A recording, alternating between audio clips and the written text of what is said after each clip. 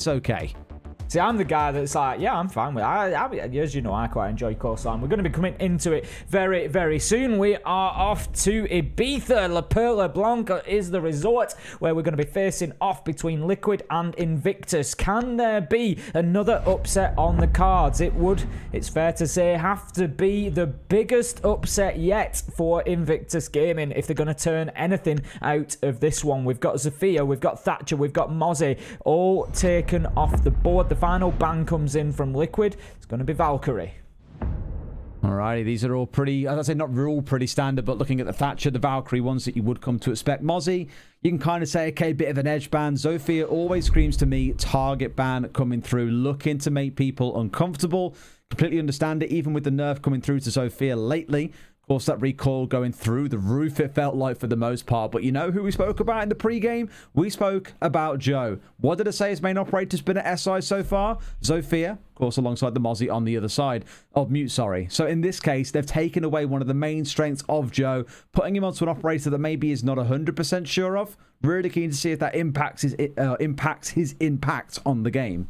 Yeah, it's always interesting to watch those where you've got a target ban because it forces them onto somebody else, potentially taking an operator away from another player. It sometimes just causes the whole team to juggle around. Sometimes they'll just bring up a straight-up alternative and nobody else is impacted. But we'll see as we get into things just how it plays out. Liquid are going to come in on the defense to begin with. Nothing wildly unusual on the side of the defense. Paluh on the Jaeger, it's always a scary prospect, putting that 416 in his hands, you know, the sort of damage that he can do with it. Site number one is going to be Hooker and Billiards. Getting some vertical angles opened up into Sunrise. I'm interested to see, is that potentially being used to play onto the window from underneath there, or is it just thinking ahead as a potential plant spot if they try to rush deep into Hooker? We'll see as things pan out. Alrighty. I'm always keen to see how Coastline plays out. You know my general feelings towards the map anyway, that normally is a bit of a team deathmatch style map at points. What we saw yesterday was the real beauty in team-based play on the map, though, setting up crossfires, isolating members of the enemy team, and punishing them for over-roams. And it became this tedious balance of, for the defenders, how far is too far? How long can we hold a location before we're forced to push back? And for the attackers, can we punish them in time? SSG were very quick on the uptake to punish Furia when they over-roamed a little bit too much. And although it can really come back on the same side from Furia on their attacks when it came around to executes, absolutely phenomenal. So no doubt going to be a bit of difference between these two teams that I'm really keen to see unfold. HysteRiX and Nesk just getting aggressive onto the service door. There's the one punch, and there is the dip out from SexyCake. Manages to take Jo down. Forget about a target ban. That's a target kill as they take down the Nomad. That leaves us 5 versus 4 very early in the round, and I just love the interplay between the two players there as Nesk just sets it up and SexyCake just smashes it out of the park. Beautiful start, Jo, the one that we spoke about being targeted by the bans, not just by the bans apparently, but also by the members of Liquid. First one to lose his life in this fixture. Things slowing down a little bit for Invictus here. Note how they barely have any control out towards the east. It's all stacked up down towards the south, through Luggage, through Aqua, as they're looking for what's going to shape it to be a very, very default execute. Liquid should be able to get to one underneath if they want here. Look for a C4 play. Moringa, I'm looking at you. SexyCake also on side. So much so that I think that's maybe slightly acknowledged by Lunarmetal, who's going to get himself downstairs outside and look to hold that angle to let the rest of the team get away with what should be, or hopefully is, a flawless execute. Could be dangerous for Invictus here. They need to sit up and take notice. If Team Liquid are going to come out and start playing like that from the off, taking the aggression, taking the run-outs and getting right up in the faces, it's the perfect play style for Coastline, and it's something that Invictus could struggle to get a hold of if they don't do it soon. It could be like a runaway train. The longer it goes, the faster it moves and the more difficult it becomes to stop. SexyCake going down. Is he going to take a peek from that Sunrise window? He's certainly having a think about it. There is a man out by Ruins. Not careful, he's going to get ruined as SexyCake decides better of it, dips himself away. Going to take down the drone, spotted underneath, so he's going to need to rotate out on the Malusi, but no, he's back into his spot. All right, then, plant going down. Even with 9 men still alive, Jo, the only one that died earlier in the round, 20 seconds in, and there's that C4 that I mentioned. This one coming lateral, mind you, from Moringa. There's one more holding on the downstairs. Moringa, the spray down with the SMG. The push coming out from the door from SexyCake. To think it was nesk here. No, it was SexyCake finding the closing kill. A flawless first round to start things off for IG. That's what we came in this game expecting. Yeah, big start from Team Liquid there coming out. You can see the confidence of them inside of the server. This is the problem for Invictus. You're playing against the Team Liquid side that have had 2 wins already. The mood in the camp has got to be high. They've come out, they've really started strong in the tournament. They're going to be feeling very good about the way the other games have gone as well. They're in such a strong position in Group D. They can taste it. Blood's in the water, and they know that a win here against Invictus, and not quite mathematically, but they're getting very close to having themselves guaranteed into the next round, into the playoffs. So Liquid, they're not going to mess about when it comes to this. They're going to want to just get it locked down, and I think Invictus could just be coming up against them at the wrong time here, especially with the way that we've started there on a flawless round. I mean, not just that, but look at how they played yesterday, right? They were like terrifying even there. nesk was on a map, one has mentioned, 6 3Ks in one day. It's a ridiculous number of multi-kills, and I imagine it's pretty high up on the stats for that sort of side as well. Here, a technical timeout coming in. As you can see, we'll just give it a second while Liquid sort out any issues that they might have so we can get back into things. But from that first round, already a good showing, things continuing as they started yesterday. They're just discussions ongoing. We will get back in as soon as we can do. We won't be too long, I wouldn't have thought. We've just got a small change needs to be made, and we will be back straight into the game.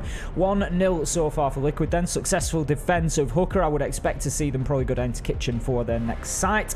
If I'm thinking right, usually we don't tend to see Liquid too often play that Penthouse and Theatre, but what I would say is if they get Blue Bar and Sunrise locked down as the 3rd site, we might see them take it as a 4th and just go for the full rotation. They have been known to do that, so we'll see just how it plays out as we go. We're a long time away from that. That's assuming that Liquid are just going to keep winning round after round. I'm sure that Invictus are going to have something to say about that. They certainly did yesterday against 2 very good teams in TSM and Empire, so they are capable of taking rounds. What they need to be careful of here, Invictus, is not allowing this to get on top of them. You know, you're playing against Team Liquid, you're already stacking up against big names inside of the server. A lot of experience on the side of Invictus, so that's not going to bother them too much. It's not going to be the first time that they've played against these players, but once it gets to 1-0, 2-0, 3-0, you start feeling like, you know, this is Team Liquid, how do we come back from this? And so I think a round or 2 nice and early for Invictus will do this game the world of good.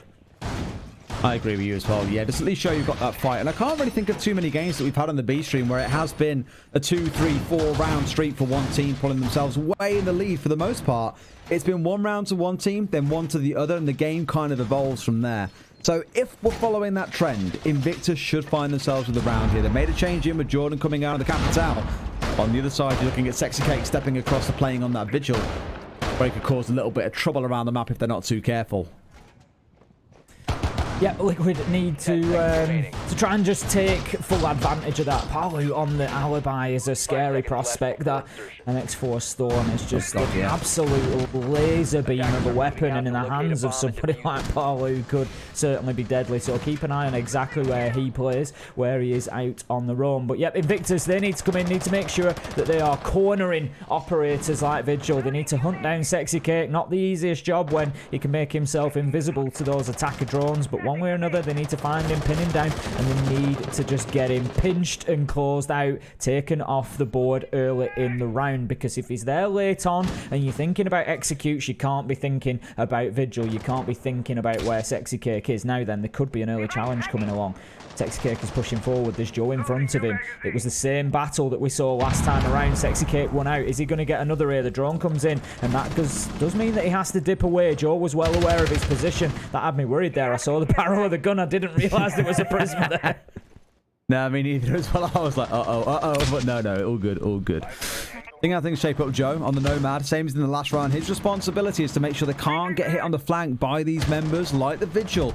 So at least shut them down early on, stop them being able to do anything, if not gated behind those Nomad air jabs would be a great start. SpeakEasy is going to find Moringa on the Legion.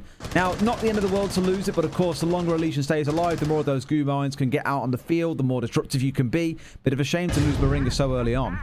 Certainly is. We saw the impact that he could have yesterday. We have an air jab triggered there by Sexy Cake. He's going to take the opportunity to just dip back into the map, look to support Paluh, but that does open up a path for him. You got to remember that. There's been a trigger there, and there's been no consequences. Nesk just coming to challenge. I thought he'd again left it a little bit late. These decoys are playing havoc with us this round. The Gemini clone just giving the information, and we can see we've got a little bit of a standoff through security and Sunroom there. But Sexy Cake, don't forget, luggage is now potentially open. If there was only one air jab played there, it could be moved through, and that's something that Invictus need to be very aware of.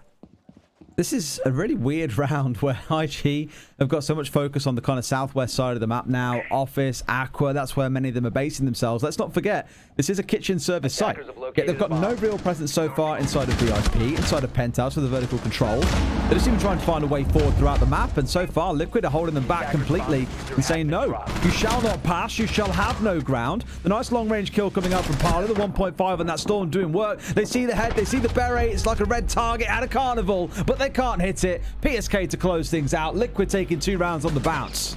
Unfortunate for Invictus there. They sort of had a solid start. They got themselves in. They air jabbed off. They did everything right. They got that opening kill onto Moringa. But the problem was, they never dealt with Sexy Cake or Paluh on the top floor. I think they felt like the air jabs had been deployed. They've been sort of cornered over towards Penthouse and Theatre. Right, we don't need to worry about that too much. But they did need to worry about it, because that's where 2 of the kills came from, particularly one from Sexy Cake onto Jo that really opened things up for Liquid. It was the catalyst that drove them forward for the next 10-15 seconds, as we saw then player after player drop on the side of Invictus. And for me, like I say, that top floor roam clearance just was never completed, and it needed to be. It's not an easy thing to play into Sexy Cake and Paluh and just clear them off the map, but it came back to haunt Invictus. You can't just ignore them and drop down and try to push from the ground floor, because you've got to account for those operators. You know that they're going to pressure you later on in the round.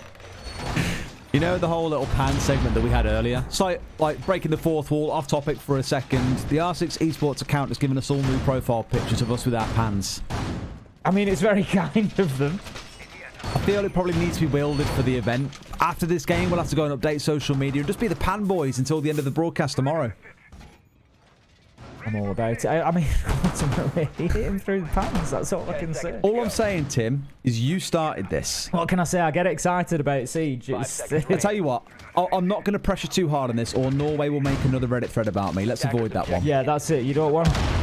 Reddit have got my corner, Des. Reddit have got my corner. That's what it's all about. Mate, everyone wants to back Vin Diesel or Ratface, depending on what you want to call yourself on the day. Oh, if only they knew, Des. We're going to come into round number 3. 5 versus 5. Liquid are 2-0 up against Invictus Gaming, and they've looked pretty convincing so far. Invictus need to make sure that they get the brakes on this train before it gets up too much pace. If it gets ahead of steam, it's going to be very, very difficult to stop it moving. Now then, we're going to have a challenge from the Jaeger of PSK, potentially onto Office Door here. He's just aware that there could be a pinch coming from the blue window. Jordan manages to get a kill onto Paluh. Invictus 2 rounds in a row now getting that entry kill. I'd like to see them follow it up with the rest of the round, get themselves 1 on the board, and just keep themselves in touch here. As it steps forward. 5 versus 4, never a bad start. The first time Invictus have looked a little bit snappy on the entry for the first time. Stepping down to that 2-minute mark. Don't forget we are focusing on the downstairs as well, so whilst there is a little bit of focus on the upstairs, it's going to be one of those ones where you start thinking, okay, well, who gets a late round flank? Who does some damage from above, or potentially across the courtyard from lobby is the other one to consider. Jordan getting himself inside of security, but Sexy Cake is lurking nearby and needs to be wary of this one. In fact, I think they just about pass each other. Has no idea that he's in there, waiting for him instead to rotate through this double window, an angle that we don't normally see contested. There they go. They know each other's location now. Sexy Cake taking a pot shot as he moves past the window, but not going to take any damage onto Jordan, who's just holding down that office door and looking to prevent the rotation coming in from PSK now. That drone deployment should tell PSK that there's a man on the rappel of that window, because there's not really another angle to get it in through the window from there. Now, he's going to dip away. He uses the rotation into blue bar. That is smart movement, but ultimately, it's going to be Jo to shut him down. Takes a lot of damage in doing so, but gives Invictus a nice advantage now. They need to power on from here, need to get this locked down. The third site was always going to be important. It's a great opportunity for Invictus to close themselves out around, but there goes Nesk. It's the first kill that we've seen from him today. That's going to be onto HysteriX. Actually, I tell a lie, it's actually second. We've missed one along the way, but Nesk is always a force to be reckoned with in the late round. You know exactly what it can be like. We saw him absolutely traumatizing TSM inside of Aviator yesterday on Villa. So it'll be the same story from him playing in Hookah here, looking to challenge out towards Aqua. IG, everyone stacked up on this south side. Again, it's a pretty binary push overall. One playing upstairs, and now that he's dead, nesk has got basically full reign of the top floor. There is someone moving across a lot to try and challenge him here on the rappel, but already IG are down to 3. Is that 3 versus 3? But the advantage is not with them in terms of positioning, because they've got a single doorway to push through and 10 seconds, Ace. SpeakEasy with diffuser in hand, pushes into blue bar, got the opportunity to put this down. Jordan gets Moringa, but nesk comes in with a triple kill. How many times have we seen him do this? How many times will we see him do it? 5 versus 3, and it's nesk with kill after kill to bring Liquid back into it. SpeakEasy getting the diffuser down though. Jo takes big damage, does get the kill onto nesk. It's now Sexy Kate, 1 versus 2. Out goes the Nitro, challenged around the bar. SpeakEasy not only getting the diffuser down, but finding the final kill. Invictus get around on the board, and not before time. That is exactly what they needed. Much better, yeah. I mean, in that 3 versus 3, it looked for a second, to me at least, like they wouldn't be able to get away with that. But they get that clear. They get control of Sunrise. They get the plant down. And nesk, even with the 3K, cannot do enough. And I think getting on the board is the best thing you can have for a bit of motivation there as well. Rather than feeling downtrodden that you can't find a single round, sometimes just getting anything on there is going to be enough. 2-1 to Liquid then, still with a slight advantage at least for now. But at least Invictus now have got something to play off of. Need to locate and defuse as many bombs so 2-1, we stand to Liquid, as you say. Invictus just getting themselves a foundation there, something to build from. And if they can get this one, if they could get a successful attack onto Hookah, this would be a really, really good couple of rounds for them to level things up and let Liquid know that they're in for a game here. And that's exactly what everybody wants to see. We don't want any easy wins here. We don't want teams running away with it. We want nice, close, competitive games that go the distance. We've got the Arune on side from nesk, going to apply those laser gates to Hookah window and door. That's just going to prevent too much quick access at least. Now we've got the hole in the floor once again that gives a line of sight down to Sunrise, but it's not something that was used last time. We'll see if it's something that's utilised this time. But that being said, I don't think Invictus put a man on the rappel last time around, so it'll obviously dependent on somebody being out there. You hear the C4 rip coming out there as well, hoping to find something at least initially. More of a pre-place, I think, coming out from, well, no one. That's SK gets it in the back pocket, but he's looking for this window. Nomad, Jo once again stepping away up onto the roof. He has been called out, don't forget, as well in the earlier round. I think it was in the first round where he found himself as the first death in the game. So this time being a little bit more cautious. Don't blame him at all. Throwing inside as well to keep an eye on where Sexy Kate might be, because you want to keep a close eye on that C4. The last thing you want, repel onto a window and suddenly the whole thing's blown out and you're dead to a C4. No opening. Well, I was just about to say no opening kill yet, but it's Sexy Cake who steps up. Headshot onto SpeakEasy. Not easy to speak sometimes. 5 versus 4 Liquid there, as they couldn't have been a better person to kill, could it? 5-4 as Liquid get the advantage, but Jordan manages to get the late trade onto Sexy Cake, level it out. 4 versus 4. Invictus keep fighting, and that's what I like to see here, Des. They're not scared. When the kills come in, they keep fighting. They don't let it get on top of them within the round, and that's really how you've got to be here, because you are going to lose men against Team Liquid, but getting in and getting those trades are important. Liquid have been pretty much pushed back onto site now, so Invictus have got the run of the map. They've just got nesk on the Arune playing around the Vars area. Other than that, they are pretty much free to start building their push towards and execute. Indeed they are. I feel like SpeakEasy more exists as a prompt to you and me too. SpeakEasy, yes, speak it chill. You can do this, boys. He believes in us as we believe in them and their ability to contest Liquid. Grenade now rolling in here towards Bar. Will remove that new gemma on the wall, which may open this up for Jordan to start getting that quad wall open, put an extra layer of threat against the side of Liquid. PSK still holding firm. I was going to say, until this is opened, he can sit here pretty. And now he's got a decision to make. Does he run? Does he stick? Does he twist? What does he do? There's one man inside the luggage. Nessie in the long angle, but not quite far in the head as one steps across in towards VIP. They might see him inside a bedroom. No, but the shots will give Nesk a bit more awareness as to his position. As IG again has stacked up in Aqua. There are 3 of them here. Liquid surely have a read on this by now, Ace. Even though the wall's been opened up, PSK has been able to just hold his position. There's no major challenge while Nesk is active on Vars. The Luggage challenge can't really come in. We see what happens. There you go. Essential kill keeps PSK active. Moringa Nitro onto Jordan. 2 versus 4 now as Invictus continue to try and push, but Paluh, PSK, they put the Frighteners onto Invictus and shut them down. That's going to be another round for Liquid, and a great hold there. nesk just absolutely instrumental in PSK being able to keep his position in behind the bar by holding down the angle from Luggage. It was beautifully worked from Team Liquid. I am being left feeling a little bit nervous here for Invictus because their attacks are looking a little bit one-dimensional so far. They've had no one pushing up onto the hookah balcony. They've had no one playing on the hookah window, for example. That's just left players like nesk, who was on Vars that round, but previously was sat inside a hookah, just free to sit there and chuck C4s, chuck smoke canisters wherever they want. There isn't really any pressure being put onto the backline members of Liquid to make them squirm. Sure, the ones at the front who are staring down the barrel of guns pointing at them from Aqua side are the ones that are having to do a bit of consideration. But I want to see a bit more creativity out of Invictus. More angles of attack. Make Liquid sweat. That's when you'll find your attacks could become a little bit easier rather than stacking 3 or 4 people on the same side of the map.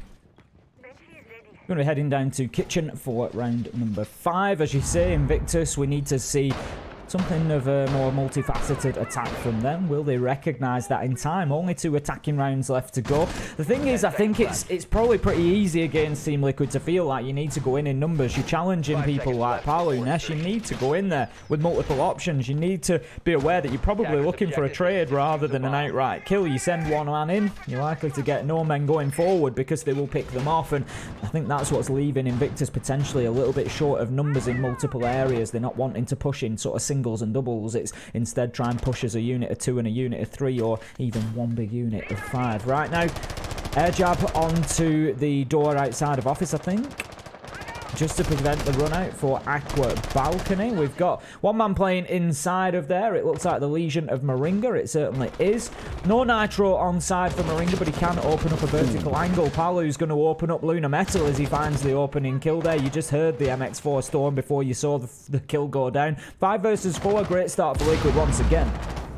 Rough start for HysteriX and Luna, by the way. 0 and 4, 0 and 5, respectively. Struggling to get themselves involved in the game, whereas across on Liquid, no one currently sat below 3 kills, all of them having a hand in shutting IG down, seemingly repeatedly.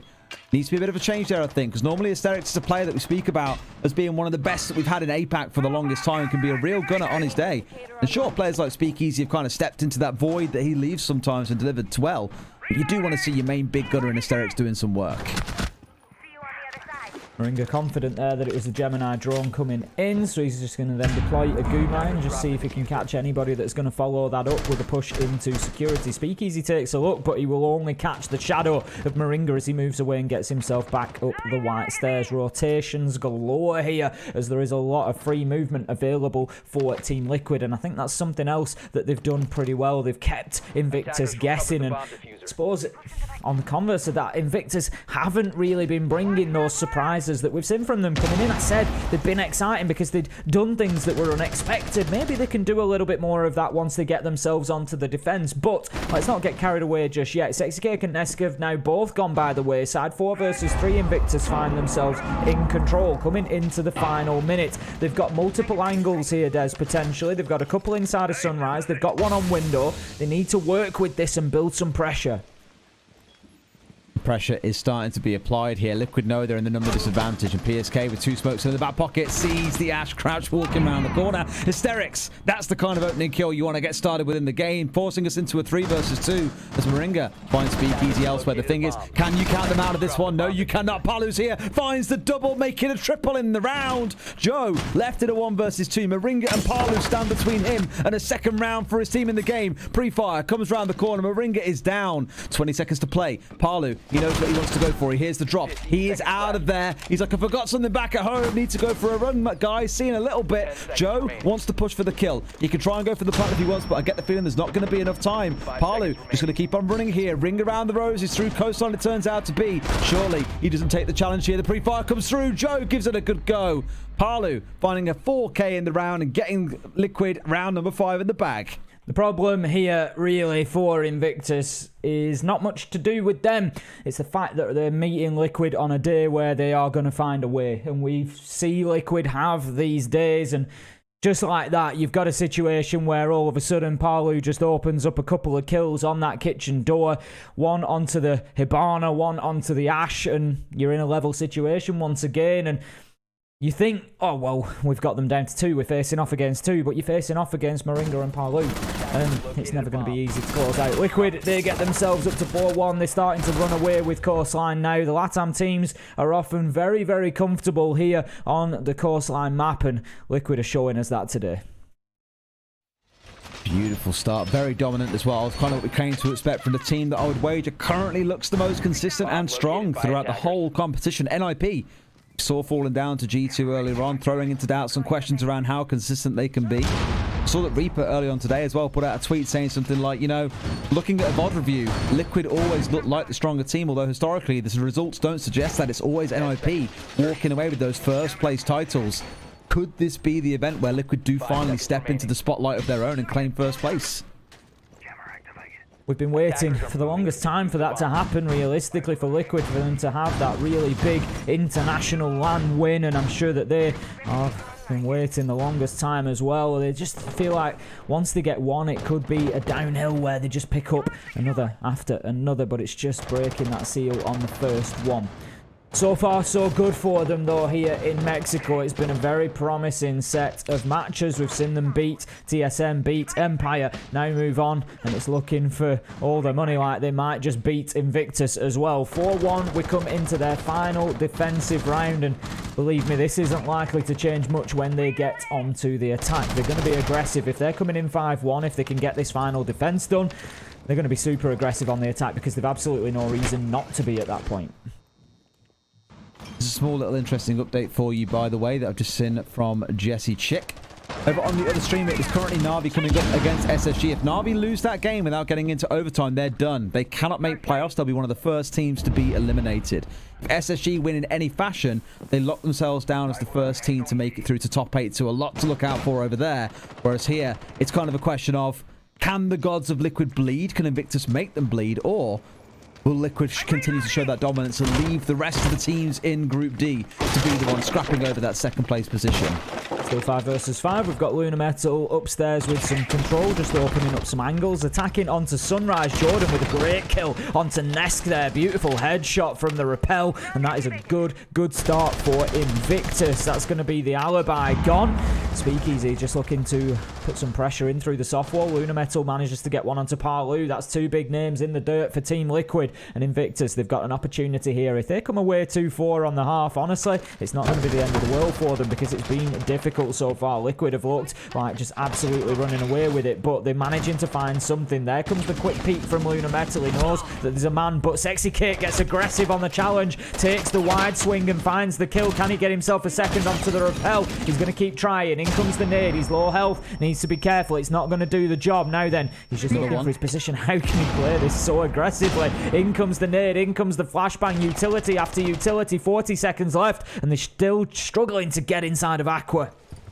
Wasting so much time is the most beautiful part here, because now IG like, well, we've used a lot of our utility. Sure, we've got some flashes left, but what do we do next? Make use of those 5 flashes in your back pocket might not be a bad idea. Surely they know. They see his head peeping back over the sofa.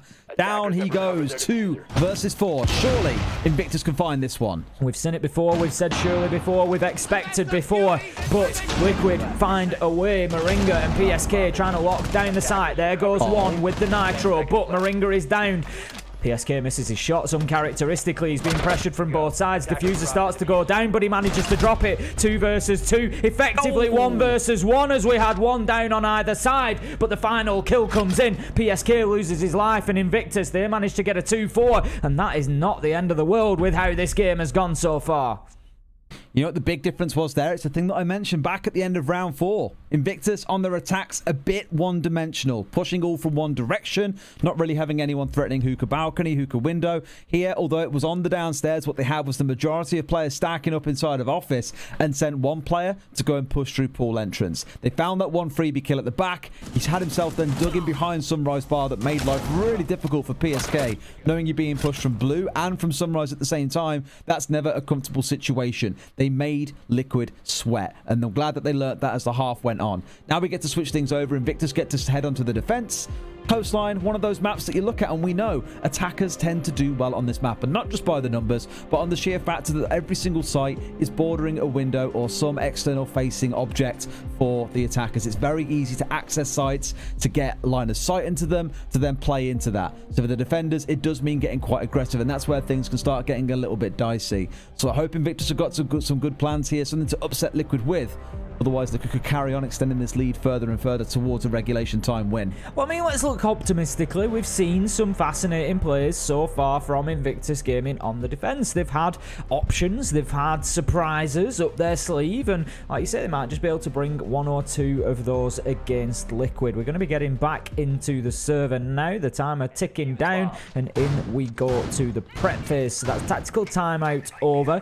Again, we might be looking at the timing of that. Invictus getting themselves around and then slowing things down, but at the end of the day, Liquid needed slowing down because it was getting very difficult for Invictus to keep pace with them. Now, on the defense, they're going to be going to Hooker and Billiards for the first of their defenses.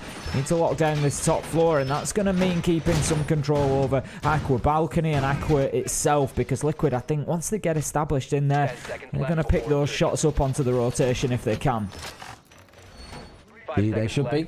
I love the cameras that get placed inside of Aqua, by the way. There's always some cheeky little ones you can do with vault cams in there. Hide it amongst the coral that gets placed in, but a bulletproof, a bit more obvious, but it's like, well, how are you ever going to get up to it to be able to hit it when it's that far dug back? Chances are you're not going to be able to, but already a bit more inventiveness on the defense with the bulletproof in place. You're looking towards the Rooney laser gates coming in on the double doorway as well.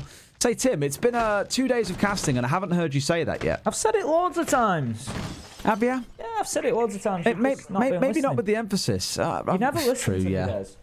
No, I know. We talk about this. I know. The last time at marriage counseling, they told me I should listen more. I'm sorry. I'm working on it. To work on your communication, but Liquid are going to have to work on those laser gates, Des. They're going to have to clear them out before they can push into sight. That double door of Aquarium. There's one on the Hooker door from balcony and also into corridor. The reason that's there is it's preventing throwables coming through onto the position of the Maestro, but you'd usually have a deployable shielding behind that if you were going to have it there. It's usually there to protect the shield, but that's not the case this time. But it will allow the Maestro still to avoid things like grenades, flashbangs coming in for that challenge. But let's have a look at this. Nesk has got himself established on that double window rappel, which can make life a living hell for those defenders inside a site. Indeed, let's see what damage they can do as that clock starts ticking down towards the halfway mark.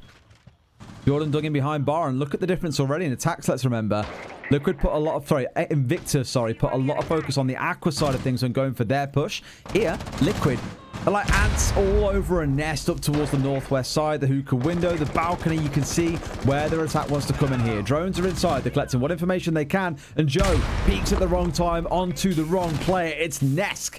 Never really going to find himself winning too many of those exchanges, that is for sure. HysteRiX now playing in on the downstairs. Also finds him taken out by Paluh. They're just waiting for these members of IG to walk into sightlines and bringing them down cozily.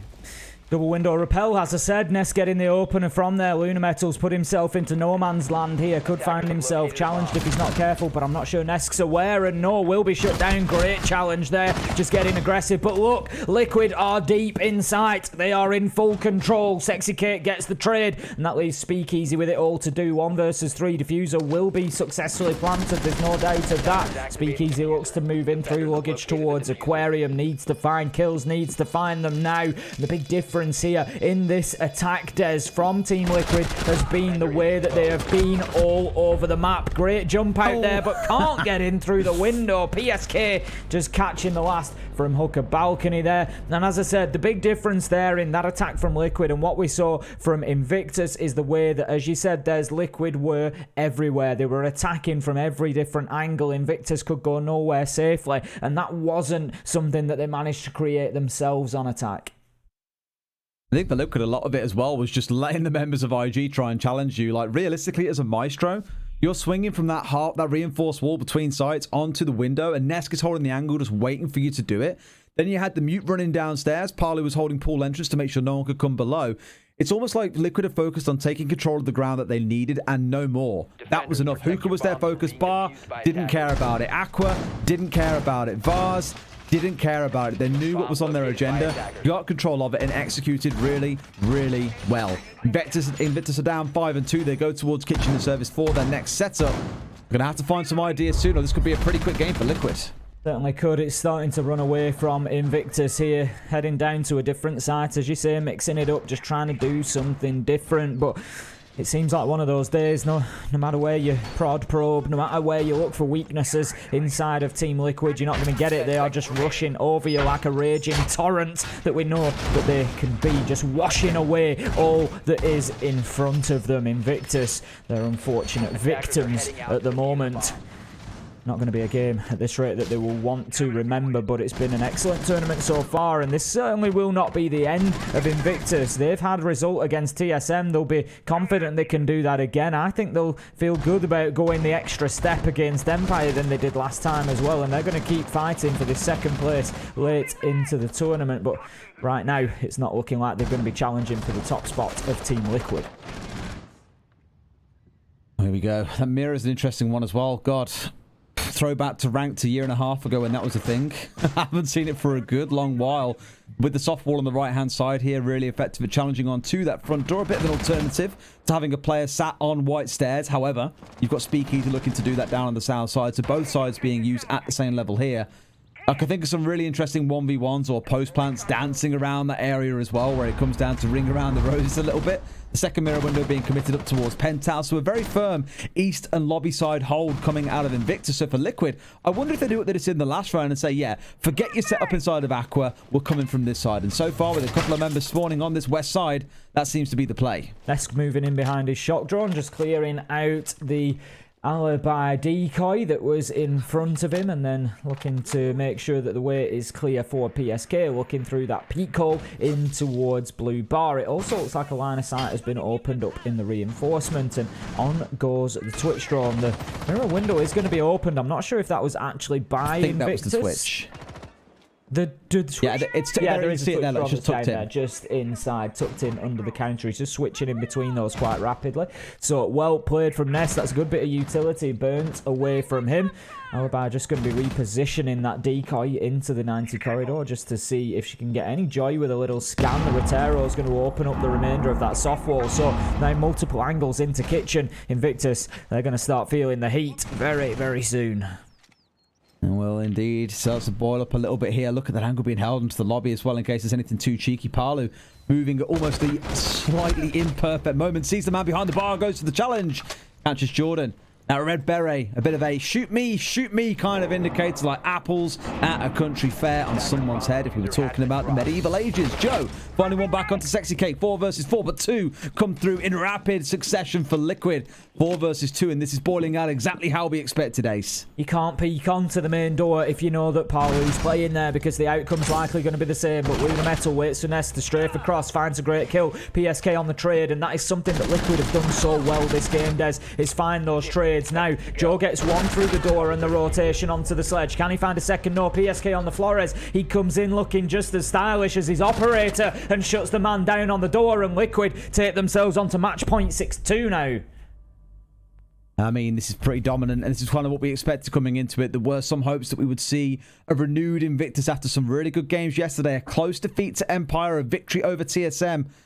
Really, you need to be taking points out of big games like this one as well. Even if in overtime to a loss, at least it would be something that would stack you up pretty well against the likes of Empire and TSM.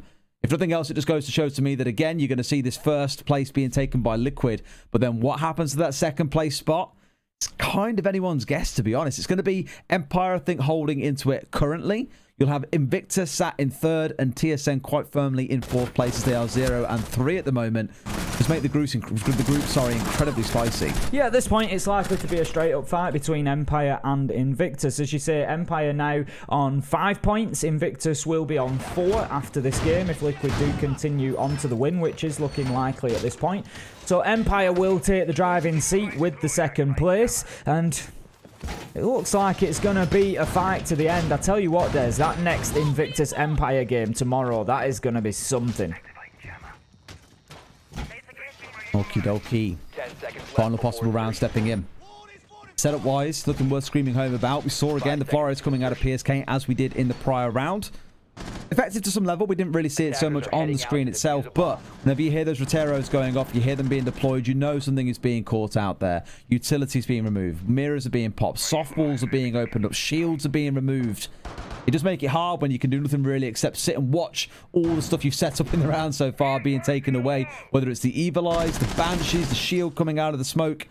The only real threat to the Rotero drones is the mute jammers themselves, and even then, they're often dealt with by the nades or, in some cases, Twitch drones, as we saw coming out of Nesk. So I feel bad for Invictus that essentially nothing is sacred or safe.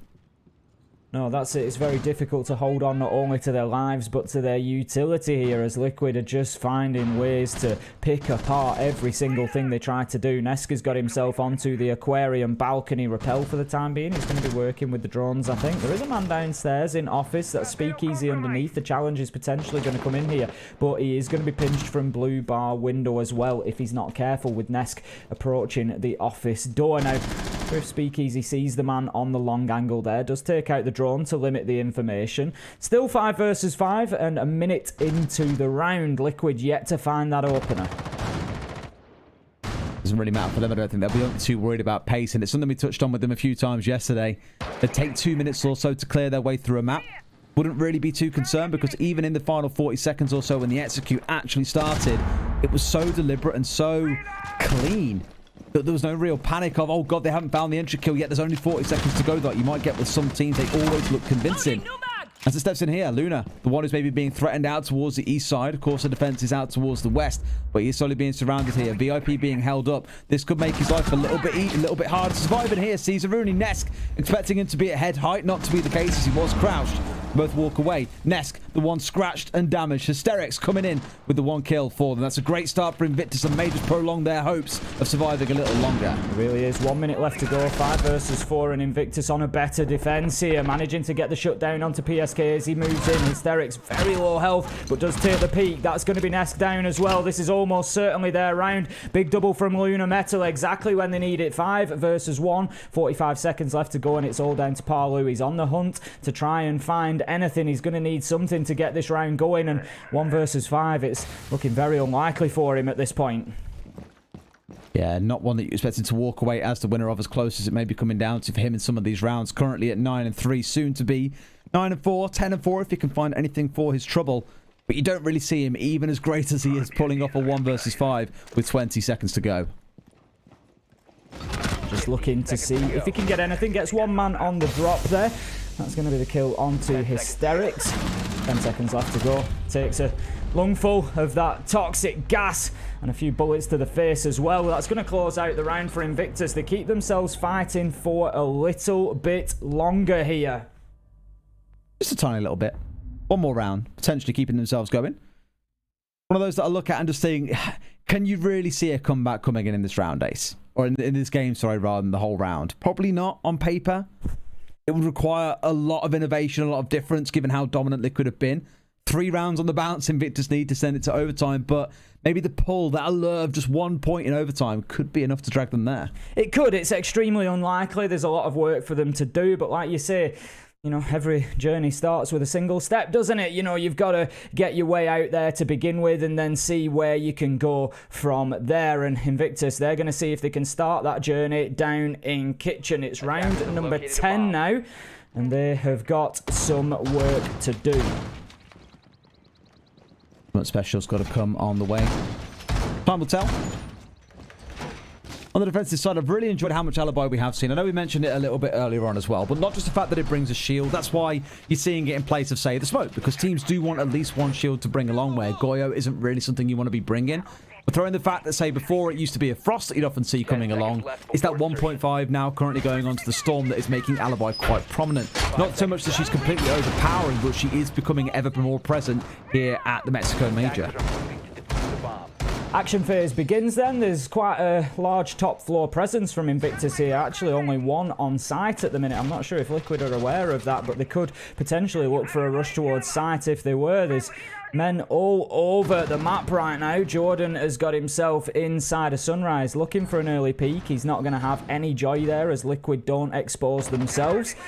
And he's going to just move his way back towards site. Topical Vibes is being covered at the minute by HysteRiX, just using that shotgun to open up a rotate as well. And Liquid looking to get themselves established inside a VIP. It means they're going to have to play into and deal with Theatre. Yeah, it's always a dangerous one. The mirror window staring it down. So used to seeing this one. But here it's going to be about the challenge of that. You can get it, of course, threatening out with grenades, for example. You can push it from the south side on white stairs. There are options to contest it.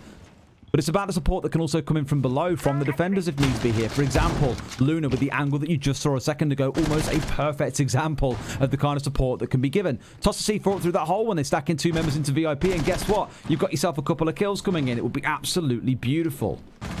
The aggression is coming through. Hibana's in there. We get the nade kill from Paluh, but Lunarmetal at the same time manages to hit the nitro on to Moringa. 4 versus 4, and this round certainly kicks off. 1 minute 30 left to go. Top floor control is largely going to be in the possession of Liquid now, although they still do have the one man in the back of Theatre. Paluh finds HysteriX. That's going to be SpeakEasy that is just trying to hold this long angle. He could be an important piece in this puzzle for Invictus. The challenge is going to be coming in, but he finds one onto nesk. Liquid now know that he's there, but he will probably take the opportunity to drop the hatch, but he may well take another man out before he does. But no, the Rotero drone forces him out. He's aware that there's one on door and he's going to be challenged. SpeakEasy could be pivotal inside of this round. Steps up, Paluh finding those 2 that they need. 3 versus 3. Invictus still in with the chance here as long as they can hold on. The pressure building up. Flores doing some work. Service being opened up at least momentarily. That ghost or phantom pressure, as I like to call it, from SexyK, just letting them know that someone could be out there at a moment's notice. But here he is on the top floor. Finds Jordan. 3 versus 2. SpeakEasy and Lunarmetal with it all to do against PSK, SexyK, and Paluh. 35 seconds, and there's probably going to be an opportunity for the diffuser to go down as well. SexyK heading in that direction. Paluh looking to move in. Takes the default cam. There's only one on site now. It's Lunarmetal. He's going to look to make a long-range challenge, but that lets them know where he is. SexyK with an important kill. 2 versus 1. It's all down to SpeakEasy, but surely this is an opportunity for Liquid to close it out. SexyK getting the diffuser down, likely to have time to do so. He's got PSK on the cover. He's using the mirror against them. Steps away, maybe at the wrong time, but no, the diffuser is planted. There goes the melee to close out the window, but they know exactly. There we go. SexyK closes it out, and that is brilliant from Team Liquid. It is a solid victory. Very, very convincing. 7-3. A couple of rounds in which Invictus looked like a bit flashy. But they had something to say, something to deliver. But ultimately, Liquid continued their march towards absolute dominance in Mexico. Phenomenal across all 3 games. And the best part is they get to do it all over again by playing these 3 teams again in the continuation of the double round robin format that we've got here in Mexico. That's the real beauty of it all. You know, these games that we've seen so far and enjoyed so much, we get to see them all again. It's like non-stop, wall-to-wall entertainment, and I am here for it. I just can't wait for the Invictus